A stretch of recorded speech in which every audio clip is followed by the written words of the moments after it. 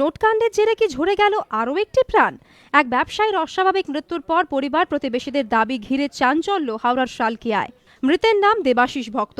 শালকিয়া রামকৃষ্ণ আচার্য লেনের বাসিন্দা ওই ব্যবসায়ী রোজকার মতো শুক্রবার রাতে নিজের ঘরে শুয়েছিলেন। পরিবার প্রতিবেশীদের দাবি ভোর 5:30 নাগাদ দেবাশিসের চিৎকার শুনে জেগে ওঠেন তারা। ঘরে গিয়ে দেখেন রক্তাক্ত অবস্থায় ছটফট করছেন তিনি।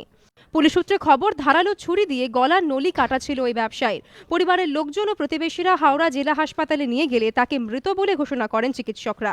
বর্ধমানের কুলটিতে একটি ইটভাটা চালাতেন দেবাশিস, কিন্তু কেন এভাবে মৃত্যু হলো তার? পরিবারের দাবি, নোট বাতিলের ধাক্কায় সপ্তাহে শ্রমিকদের মাইনে দিতে পারছিলেন না, ফলে শ্রমিক অসন্তোষ শুরু হয় ইটভাটায়। মার খায় উৎপাদন, আর্থিক অনটন চলছিল সংসারেও, তার জেরেই অবসাদে আত্মঘাতী।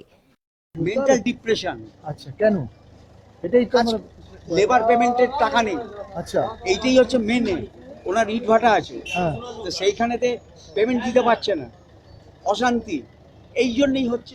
গোলাবাড়ি থানার পুলিশের অনুমান, ধারালো ছুরি দিয়ে নিজের গলা কাটেন ওই ব্যবসায়ী, যদিও মেলেনি কোনো সুইসাইড নোট। ঠিক কী কারণে ওই ঘটনা তা খতিয়ে দেখছে পুলিশ।